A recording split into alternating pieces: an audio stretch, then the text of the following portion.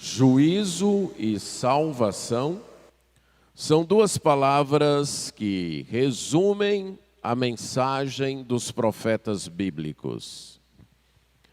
Esta frase não saiu de minha mente desde a primeira vez que a ouvi, logo no primeiro ano de seminário, na aula de Bíblia com o então professor e pastor Tomé Wilson.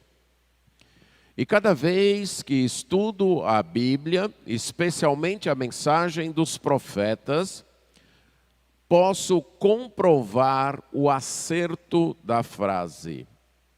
De fato, a mensagem dos profetas da Bíblia pode ser resumida em uma frase: Deus vai mudar a situação do seu povo e deste mundo, agindo em juízo e salvação.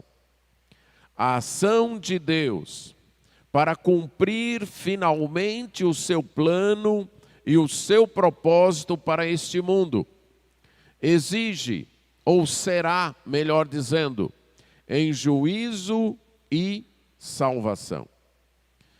E no texto de Isaías, que nós vamos estudar hoje, capítulo 29, versos 1 a 8, nós temos mais uma evidência disso. O livro de Isaías foi escolhido para ser objeto do nosso estudo durante esse tempo, tanto nos domingos de manhã, como nos domingos no culto do culto vespertino.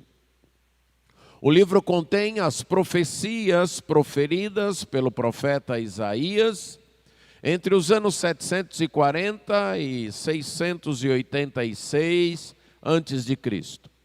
O ministério longo de mais de meio século, no qual Isaías proclamou o juízo e a salvação de Deus, desafiando o povo de seu tempo a abandonar qualquer confiança nos recursos, poderes deste mundo e confiar exclusivamente em Deus para enfrentar as crises da vida. Ele convocava aquele povo a abandonar o seu pecado, as falsas confianças, a idolatria, o desejo por autonomia e autossuficiência, para seguir exclusivamente a Deus e a sua palavra. Durante sua geração, na maioria das vezes, o profeta não foi bem sucedido. E após concluir o seu ministério, ele então reuniu suas profecias e colocou na forma como aparecem aqui no livro que tem o seu nome. Na parte de 28 a 39, ele faz um desafio ao povo de sua geração, para que mais uma vez abandonassem as falsas confianças, os aparentes recursos e poderes deste mundo, para confiar exclusivamente em Deus. A primeira parte desta sessão é caracterizada por períodos ou por agrupamentos de declarações que começam com a palavra ai, como foi no capítulo 28 e é agora também no capítulo 29, no verso 1 e depois no verso 15 e aí nos outros capítulos também. Esta expressão poderia comunicar um lamento, poderia comunicar um anúncio que traria dor, que traria sofrimento, ou poderia funcionar como uma convocação, como uma chamada de atenção. Este segundo ai, proferido nesta parte do livro, também, tal como a primeira, poderia ser dividido em 4 partes. Sendo que uma parte complementa a outra. Então, nós trataremos esta sessão em 2 mensagens. Os versos 1 a 8, agora pela manhã, e os versos 9 a 14 no culto vespertino. Lembramos que a situação histórica de Isaías e do povo de Judá e de Jerusalém era de constante ameaça naquele período por parte do Império Assírio, o poder supremo que assomava o Oriente Médio e assombrava as nações daquele tempo. Poder que queria conquistar tudo e mandar em tudo, em todas as nações, derrubar todos os reinos, trazer todos debaixo dos seus pés, e um dos seus alvos era a conquista de Jerusalém. O povo de Judá ainda continuava confiando nos recursos deste mundo, em alianças com outras nações, em recursos políticos e militares para fazer frente a essa ameaça. E o desafio que Deus dá através do profeta Isaías é que deviam confiar exclusivamente em Deus. E deviam confiar exclusivamente em Deus, porque Deus vai tratar o seu povo e este mundo em juízo e salvação. Vamos ler Isaías 29, versos 1 a 8. Diz assim: ai da lareira de Deus, cidade lareira de Deus, em que Davi assentou o seu arraial. Acrescentai ano a ano, deixai que as festas completem o seu ciclo. Então, porei a lareira de Deus em aperto, e haverá pranto e lamentação. E ela será para mim verdadeira lareira de Deus. Acamparei ao redor de ti, cercar-te-ei com baluartes, e levantarei tranqueiras contra ti. Então, lançada por terra, do chão falarás, e do pó sairá afogada a tua voz. Subirá da terra a tua voz como a de um fantasma, como um cochicho, a tua fala desde o pó. Mas a multidão dos teus inimigos será como pó miúdo, e a multidão dos tiranos como a palha que voa. Dar-se-á isto de repente, num instante. Do Senhor dos Exércitos vem o castigo com trovões, com terremotos, grande estrondo, tufão de vento, tempestade e chamas devoradoras. Como sonho e visão noturna, será a multidão de todas as nações que hão de pelejar contra a lareira de Deus. Como também todos os que pelejarem contra ela e contra os seus baluartes e a puserem em aperto.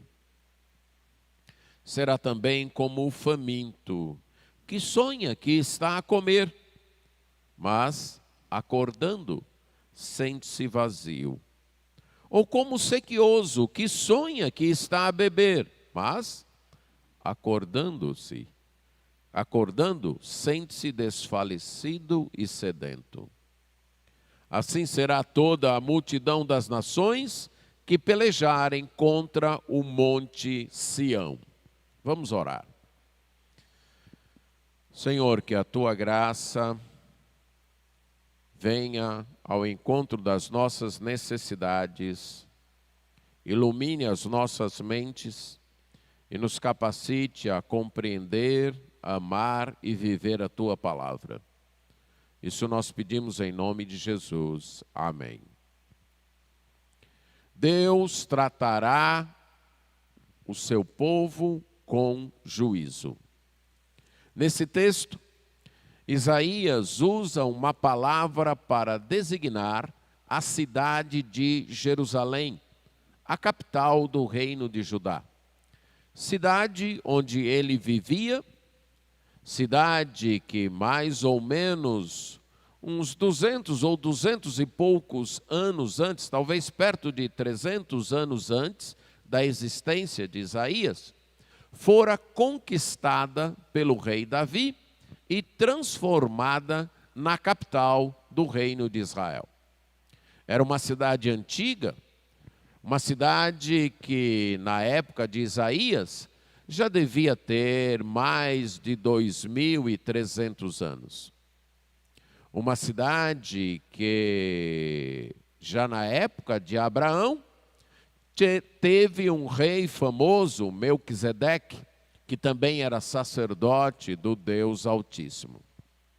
Antes de pertencer a Israel, a cidade pertencia aos jebuseus, moradores de Canaã. Isaías chama esta cidade de Lareira de Deus. Literalmente, como algumas versões optaram por transliterar e não traduzir a palavra, o termo foi Ariel, ai de Ariel. Esta expressão Ariel tanto poderia significar lareira ou fornalha de Deus, como leão de Deus.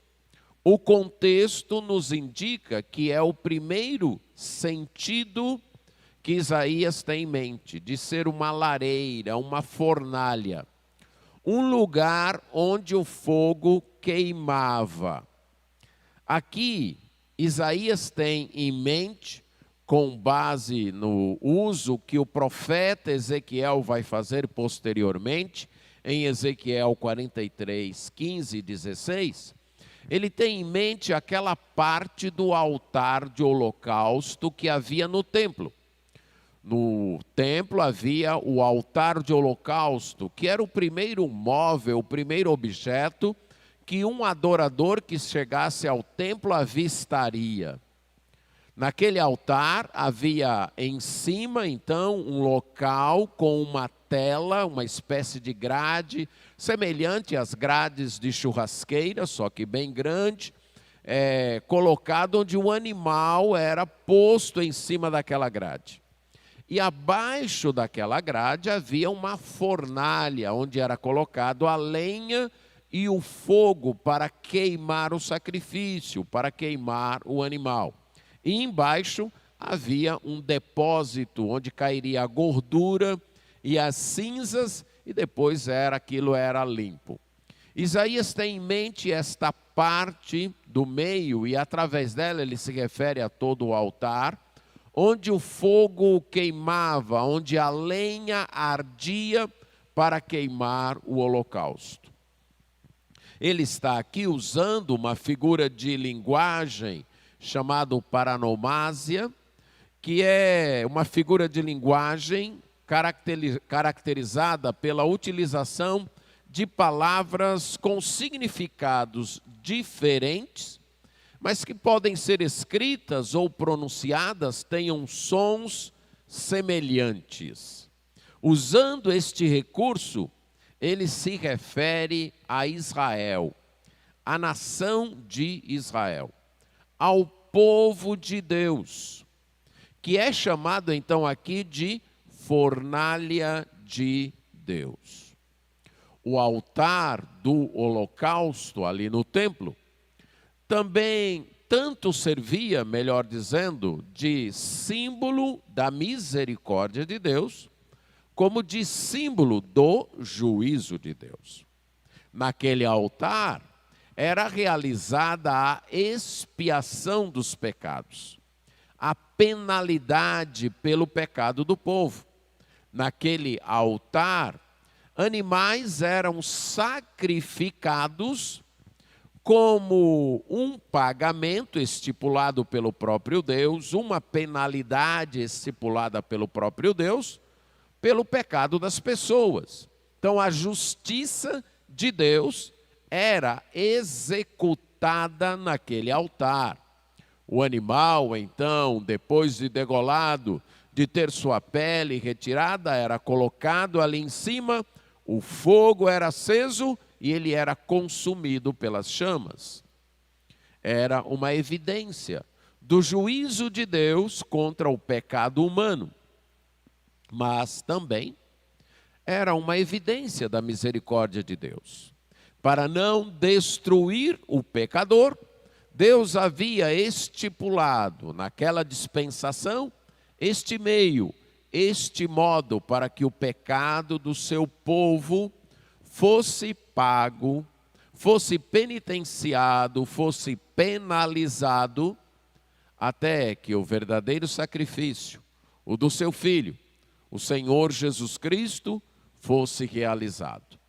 Então, em Jerusalém, estava o símbolo da justiça e do juízo de Deus.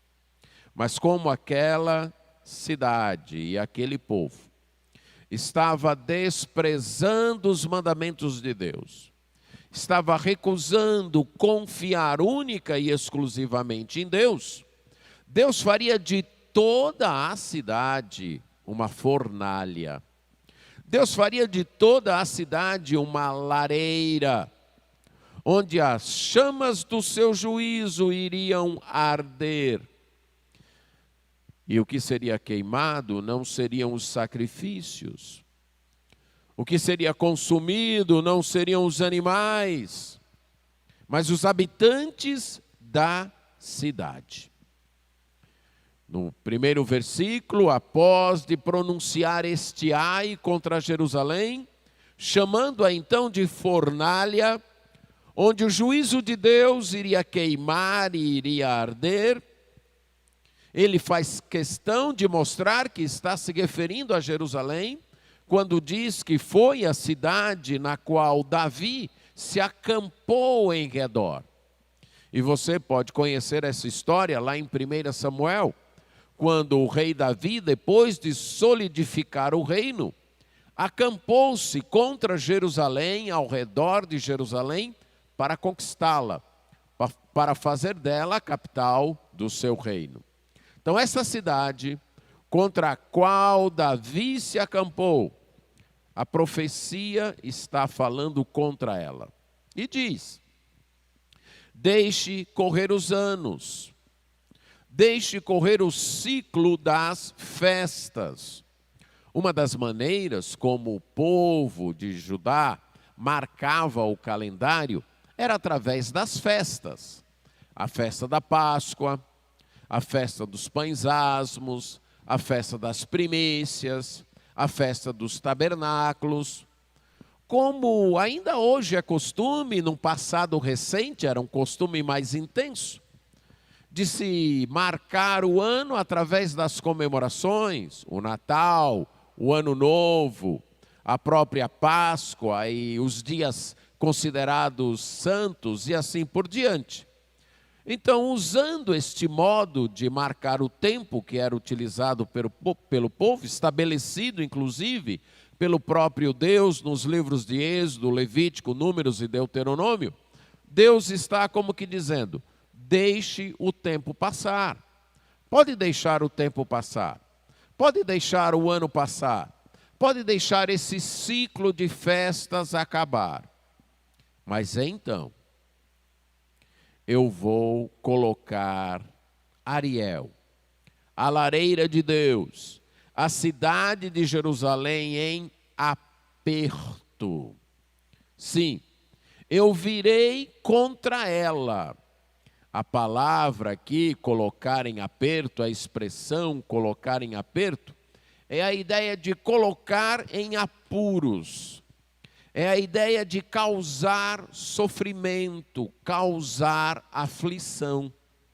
E Deus está dizendo: passado o tempo que eu tenho marcado, eu virei e causarei aflição, e colocarei esta cidade em apuros, e colocarei esta cidade em aperto. E aí haverá pranto e lamentação. Vai ser um tempo de choro, um tempo de pranto, um tempo de lamento. Aí sim, ela vai se tornar a verdadeira Ariel, a verdadeira lareira, a verdadeira fornalha de Deus. Porque aí sim, o meu juízo estará ardendo, o meu juízo estará queimando, consumindo esta cidade, em virtude da sua desobediência e do seu pecado. Um dia foi Davi que acampou ao redor dela. Agora, e aqui Deus muda a linguagem, passa a falar diretamente à cidade. Agora serei eu que acamparei ao redor de ti. Sou eu que chegarei aqui e vou montar o meu acampamento contra você. Vou levantar contra você aquelas torres que os exércitos utilizam quando pretendem conquistar uma cidade murada. As cidades, a maioria delas naquele tempo, as grandes cidades, as capitais, eram cidades com muros, algumas delas com duplas muradas em torno de si. E quando um exército queria conquistar aquela cidade, ele usava certas armas, certos instrumentos de guerra. Uma delas era cofazer de madeira uma estrutura alta como uma torre, e os soldados então ficavam em cima, e lá de cima eles atiravam flechas que pudessem ultrapassar os muros e atingir a cidade. Normalmente flechas incendiárias, flechas que tinham pinche na ponta e eram ateado fogo e eram então jogadas contra a cidade para incendiar. E aquelas torres também eram móveis, os soldados que ficavam embaixo poderiam empurrar aquelas torres cada vez mais perto dos muros, até chegar num ponto em que os soldados que estavam no alto da torre poderiam pular para cima dos muros e invadir a cidade.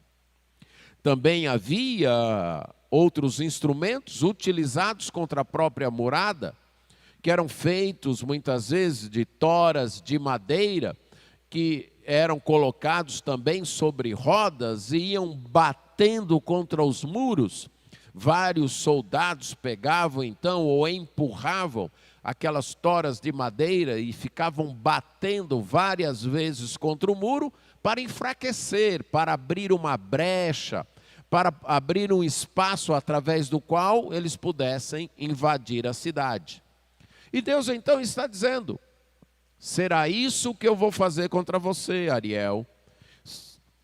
Será isso que eu vou fazer contra você, Jerusalém?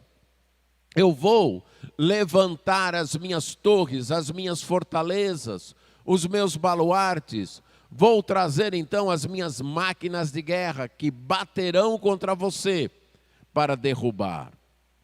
E então, quando você for lançada no chão, quando você for invadida, quando o inimigo entrar aí e forçar os seus habitantes a colocarem o rosto no pó e pisarem em cima para indicar que eles conquistaram vocês, que eles dominaram vocês, é daí então que você vai falar. É daí então que sua voz vai sair baixa, afogueada, quase sem fôlego, como se fosse um fantasma falando, sem força, como se apenas cochichando. É daí, então, que você vai clamar a mim. Temos aqui uma descrição poética do juízo de Deus contra a cidade de Jerusalém. Não fica claro aqui que Deus também disciplina o seu povo, que Deus também traz juízo contra o seu povo, que Deus não apenas traz juízo para aqueles que não pertencem ao seu povo, mas Ele também coloca o seu povo em apuros, coloca o seu povo em sofrimento, coloca o seu povo em aperto, que Ele também humilha o seu povo, faz o seu povo ficar com o rosto no chão, com a cara no pó, sem forças até para falar. Sim, Deus também exerce juízo sobre o seu povo. Um juízo que visa purificar o seu povo. Um juízo que visa disciplinar o seu povo. Um juízo que visa alertar o seu povo.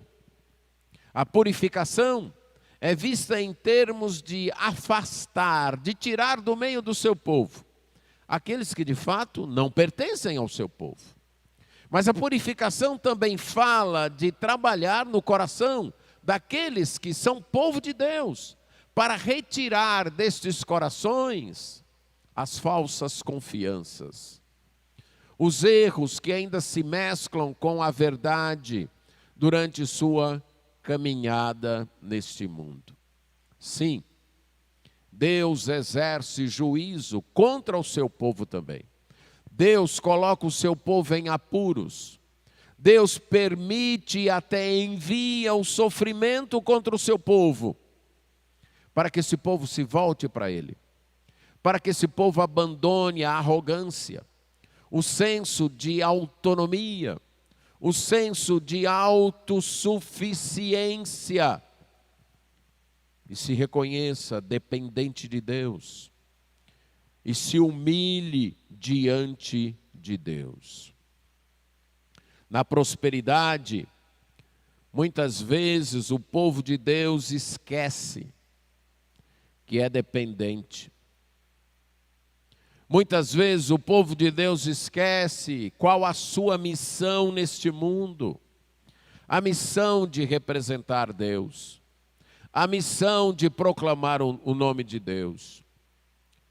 Muitas vezes o povo de Deus, durante o período fácil ou de prosperidade, passa a viver como se este mundo fosse o seu destino final. Como se toda a sua vida se resumisse às coisas deste mundo, às coisas daqui. Como se não estivesse aqui só de passagem, como um peregrino, como um viajante que está apenas passando, mas que não é daqui, que não irá viver aqui para sempre. Muitas vezes, quando as coisas aqui estão boas, estão confortáveis, o povo de Deus se esquece que tem um lar à sua espera e que esse lar não é aqui. O povo de Deus se esquece que tem um dono a quem prestar contas, que não é dono de sua própria vida, que não é autônomo nem autossuficiente. O povo de Deus começa a se sentir à vontade neste mundo. Começa a copiar e a imitar as práticas e valores deste mundo. Começa a achar esse mundo tão encantador, tão bonito, tão valioso, que começa a viver como se fosse daqui, esquecendo-se que é povo de Deus. Então Deus aperta o cerco. Então Deus faz acender a chama. Deus acende o fogo. Deus coloca mais lenha e aumenta o calor e aumenta o fogo e começa a colocar seu povo em apuros e começa a colocar seu povo em aperto e as coisas começam a ficar difíceis. Deus começa a dificultar as ações do seu povo, para que o seu povo reconheça: aqui não é nosso lar, aqui não é nossa casa, nós estamos aqui de passagem, o nosso destino final não é aqui, nós não pertencemos a nós mesmos, nós não pertencemos a este mundo, nós aguardamos uma outra cidade. Nós aguardamos a cidade que Deus tem construído, que Deus tem preparado. Nós aguardamos o novo céu e a nova terra. Nós aguardamos e esperamos o reino de Deus. E devemos viver neste mundo manifestando essa esperança, manifestando esta crença.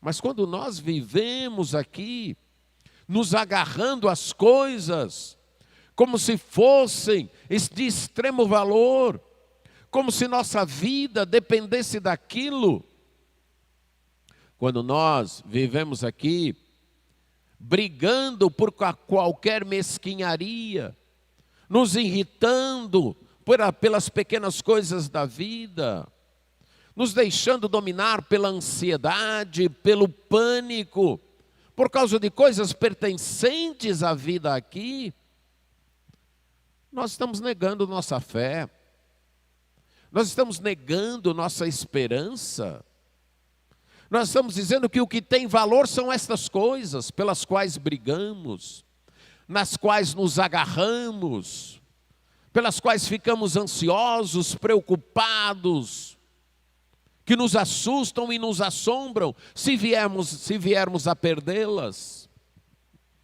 Nós estamos dizendo que nós somos daqui, que nós amamos este mundo, que nós amamos as coisas daqui como elas são e não queremos perdê-las.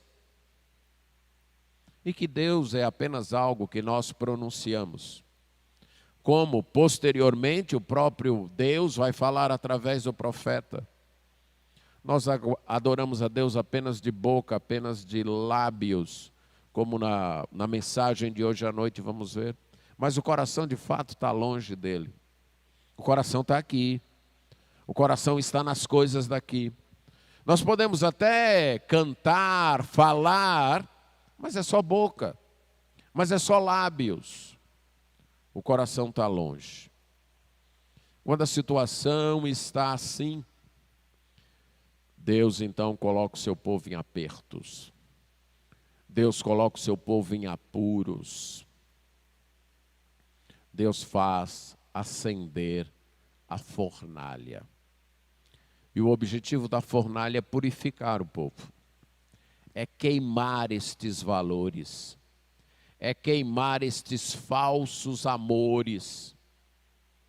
É levar o povo a perceber que o que permanece mesmo, que o que tem valor mesmo, é Deus. O amor a Ele. Que Ele é a base da nossa confiança. Ele é a nossa esperança. Ele é o nosso destino. É nele que está a nossa salvação. Quando Deus então acende a fornalha, ela queima aquilo que nos prende a esse mundo, tal qual a fornalha onde os amigos de Daniel foram lançados, queimou apenas as cordas que os amarravam e os deixaram livres. Sim, Deus age em juízo contra o seu povo, para que o seu povo humilhado, com o rosto no pó, com a voz afogueada, sem forças para falar, possa descobrir que tudo aqui vai passar, menos Deus, menos seu plano, seu projeto, menos sua palavra. Mas há um segundo destaque aqui, que nessa ação de disciplinar o seu povo, Deus usa os ímpios. Deus usa um povo e um poder que não se submete a ele. Um poder até que se acha autônomo, que acha que esse poder veio do seu próprio braço. Deus usa os exércitos humanos.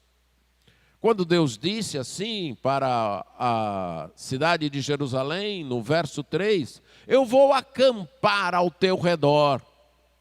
Eu vou levantar minhas fortalezas para te atacar.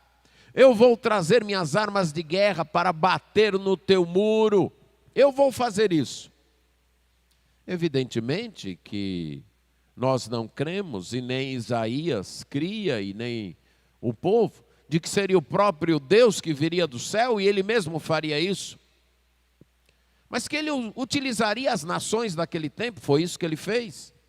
Lá nos capítulos 36 em diante, nós vamos ver que Ele permitiu que o rei da Assíria, o Senaqueribe, viesse e fizesse isso, cercasse mesmo. atacasse Jerusalém. Ele usa os poderes deste mundo. Ele usa os recursos deste mundo. Recursos ímpios, podemos dizer, de pessoas que desconhecem a Deus, que ignoram a Deus. São as mãos humanas que estão tomando as decisões. Mas Deus diz que é Ele. Por trás dos poderes deste mundo que se colocam contra o povo de Deus, está a permissão de Deus. Está o próprio Deus. É Deus agindo. Se existe algo que nós, como povo de Deus, precisamos aprender, mas aprender a ponto disso ficar tão grudado em nossa mente, que quando a gente olhe para a vida, a gente analise a vida assim, é que há uma mão divina por trás das diversas mãos humanas que estão dirigindo esse mundo. É que a causa final é Deus, usando os poderes que se julgam supremos neste mundo. Mas no final das contas, é Deus. Ele está usando os poderes humanos para executar juízo, disciplina contra o seu povo. Mas no final das contas, é Deus agindo. É Deus que está cercando o seu povo. É Deus que está colocando o seu povo em apuros. Lembremos disso. Esse mundo não está solto nas mãos dos homens e muito menos nas mãos de Satanás. Esse mundo está debaixo do controle de Deus, seguindo o projeto de Deus, seguindo o plano de Deus. Não é para desespero, e sim para arrependimento. Quando Deus coloca o seu povo em apuros, não é para que o seu povo comece a pensar que ele deixou de ser soberano, que ele perdeu o controle, que ele não está tendo forças para fazer frente, ou mesmo ele não quer fazer frente aos poderes deste mundo, e que agora nós estamos à mercê dos nossos próprios recursos, da nossa própria inteligência, da nossa própria força. Não. Não é para desespero e nem tampouco desesperança, e sim é para arrependimento. É para reavaliar a vida. É para se perguntar o que nós fizemos nos tempos de liberdade, o que nós fizemos nos tempos em que a vida era mais confortável, o que nós fizemos com o nosso tempo, o que nós fizemos com as oportunidades de cultuar presencialmente e livremente a Deus. O que nós fizemos com isso? Nós procuramos honrar a Deus com isso? Ou tratamos de modo relaxado, relapso, desvalorizamos, trocamos por bobagem, por besteiras, por coisas desta vida, por coisas deste mundo. Achamos que não eram tão valiosos assim. Ou até tomamos por certo de que isso nunca nos seria tirado, que sempre a vida seria assim, que sempre daríamos um jeito, iríamos conseguir. O que fizemos com as oportunidades que tivemos de proclamar em qualquer hora, com qualquer número, o nome de Deus? O que fizemos com isso? É hora então de refletirmos. de pensarmos, de analisarmos nossa vida. É hora de, antes de apontar o dedo para os de fora, nos voltarmos para o nosso próprio coração e verificarmos de que maneira nós nos comportamos, o que nós valorizamos, quando Deus permitiu um tempo de certo conforto para nós. Do que nós corremos atrás? O que nos preocupava? O que nós valorizávamos? E é hora então de, nesse momento, com a voz afogueada, sem aquela mesma liberdade, como se estivéssemos com o rosto no chão, tendo que falar mais baixo, quase cochichando, é hora de clamar a Deus. É hora de reconhecer. É hora de voltar-se para Deus, confessando os nossos desleixos, os nossos pecados, os nossos desprezos a Ele, ao seu plano e à sua palavra, e nos curvarmos diante dEle, pedindo a sua misericórdia. E lembrando que tudo aqui vai passar, inclusive o juízo de Deus para seu povo. E vai passar porque Deus não trará apenas juízo para o seu povo. Ele trará também salvação para o seu povo. E a salvação que Ele trará virá em forma de juízo contra os que perseguem o seu povo. Esta é a segunda parte do texto, nos versos 5 a 8. Quando fala de uma ação de Deus trazendo livramento para o seu povo. Ele diz então que a multidão dos teus inimigos será como pó miúdo. Quando chegar aquele momento extremo em que o povo de Deus parece que vai ser destruído, parece que será consumido, em que o povo de Deus estiver no chão, com a cara no pó, sem forças até para falar, a voz saindo afogueada, como a voz de um fantasma, saindo surda, como se fosse um cochicho, Deus irá agir.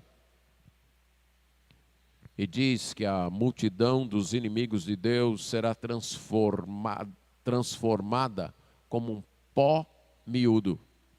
Aquela multidão que assombrava, que amedrontava, aqueles exércitos assírios que eram numerosos, formados por os melhores soldados de cada povo conquistado, que incorporava as melhores táticas e as melhores armas de cada povo conquistado, aquele exército seria transformado em pó fino, em pó miúdo mesmo.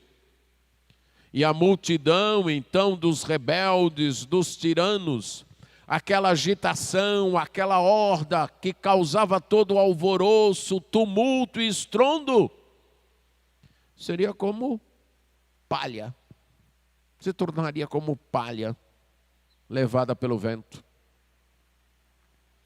Assim são os poderes deste mundo. Eles têm poderes enquanto Deus permite. Não é um poder autônomo, é um poder dependente. E de uma hora para outra, aquilo que parece tão sólido, tão firme, tão assustador, se transforma em poeira, se transforma em palha e é levada pelo vento.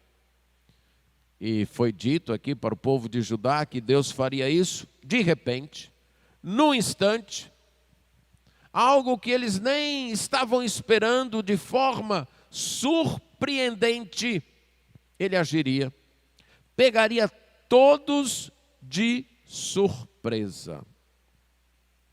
Deus traria o juízo sobre o seu povo. Usaria instrumentos humanos para este juízo. mas ele mesmo iria julgar estes instrumentos humanos que apertaram a sua cidade, que apertaram o seu povo.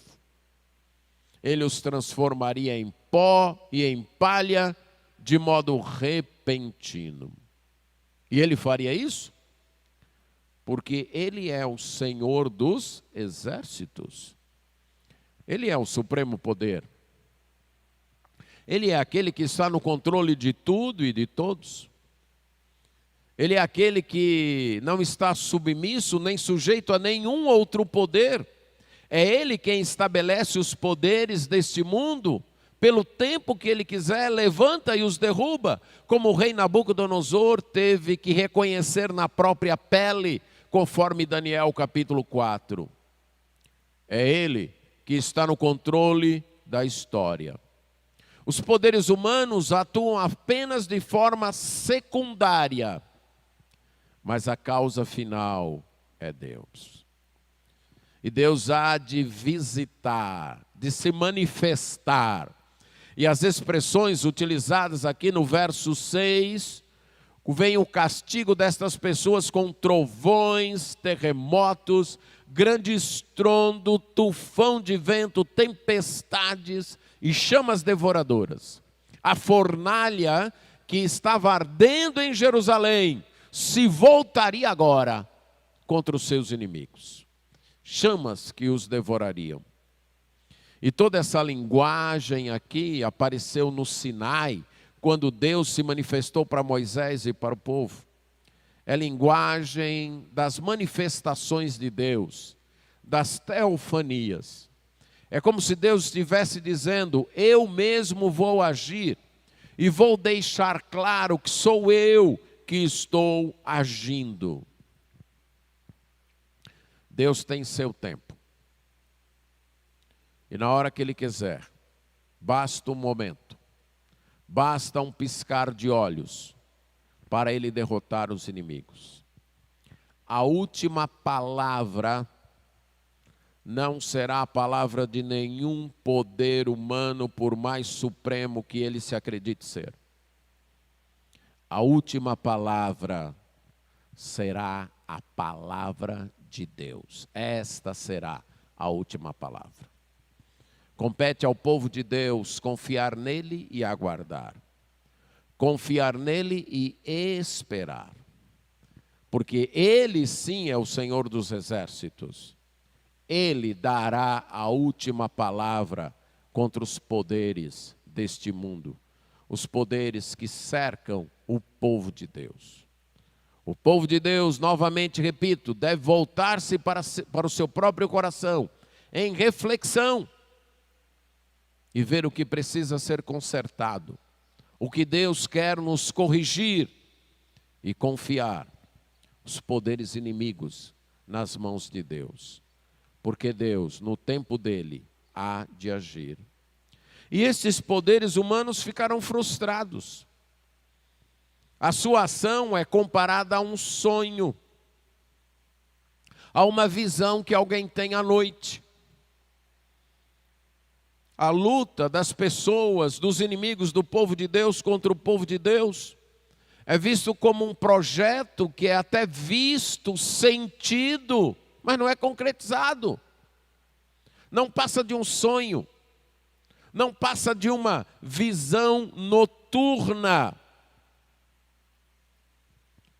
que logo se desfará. É questão de uma noite, ou menos de uma noite.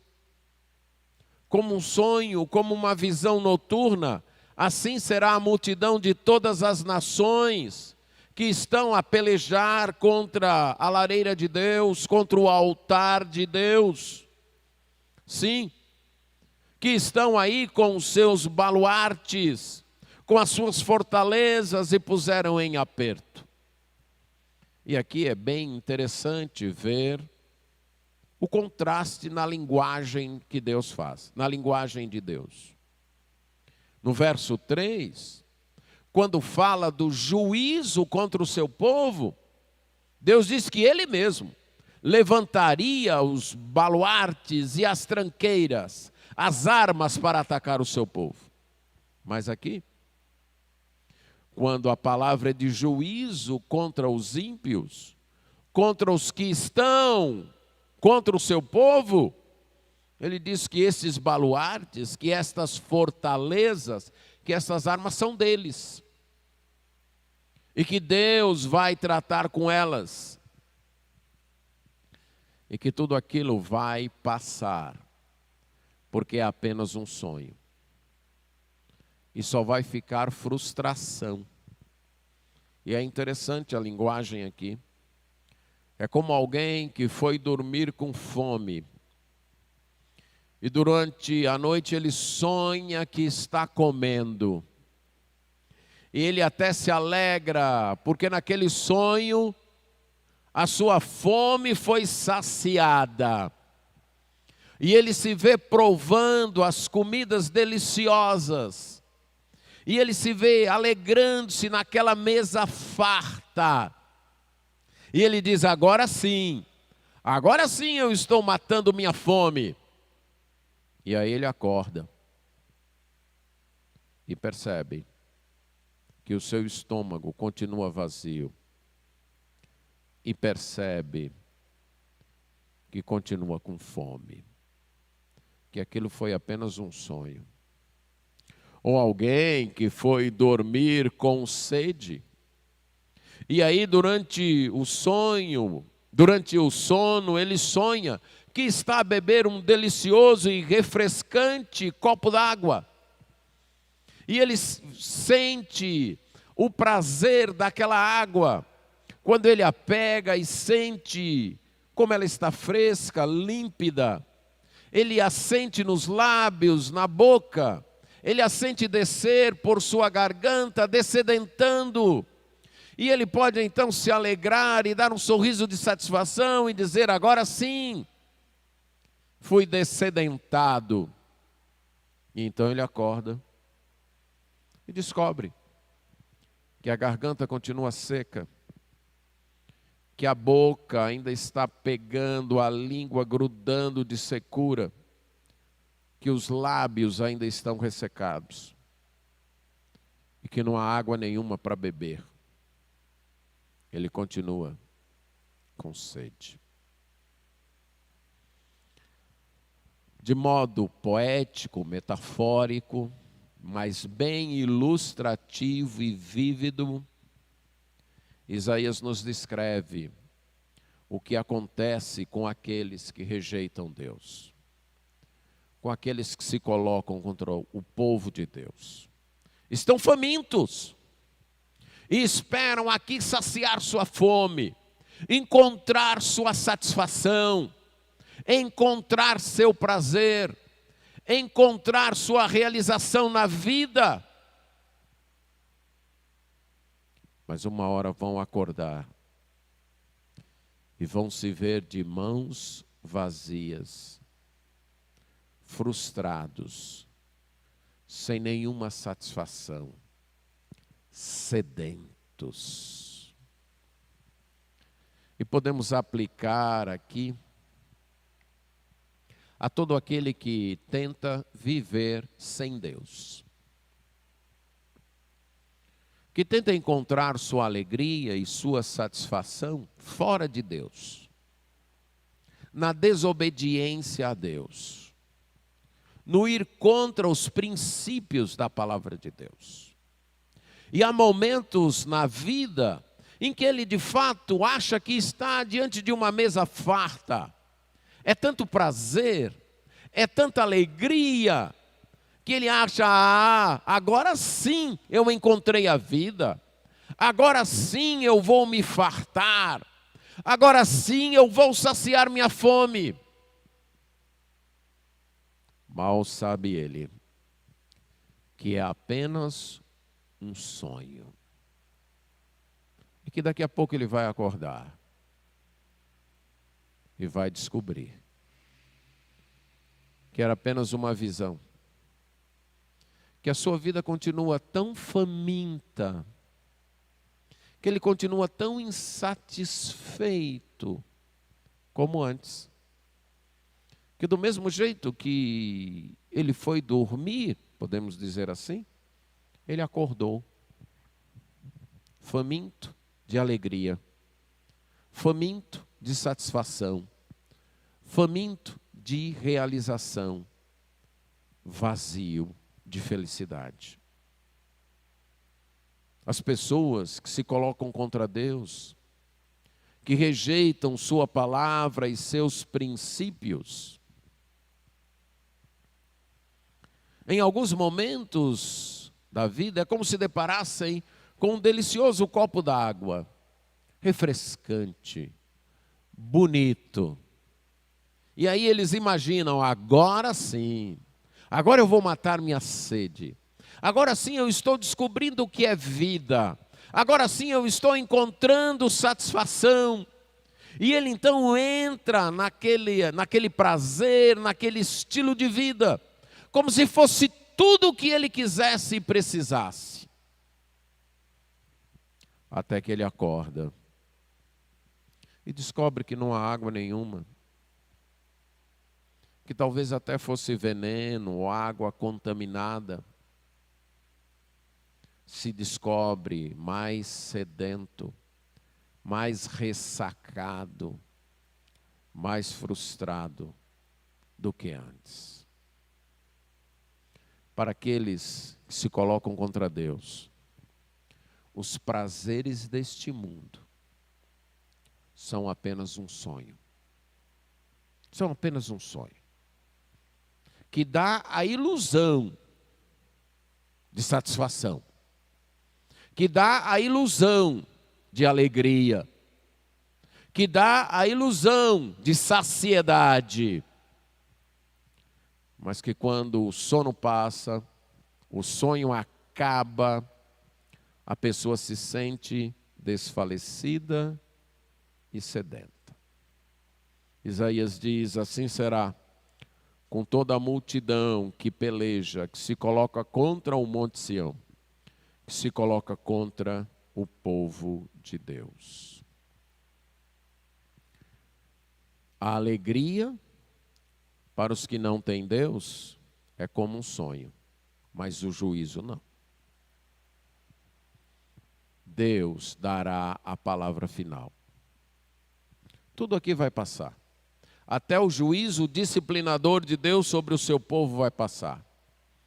É por isso que o seu povo deve permanecer firme, confiante, mesmo no meio da oposição e do sofrimento, porque Deus há de julgar aqueles que se colocam contra eles. Os instrumentos que Ele mesmo utiliza para juízo do seu povo, Deus há de julgar.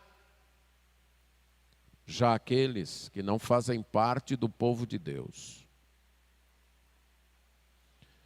que estão sendo instrumentos de juízo de Deus para o seu povo, eles nem percebem que são apenas instrumentos. Eles nem percebem que Deus os está usando para disciplinar o seu povo. E que eles serão usados até o momento de Deus cumprir os seus planos.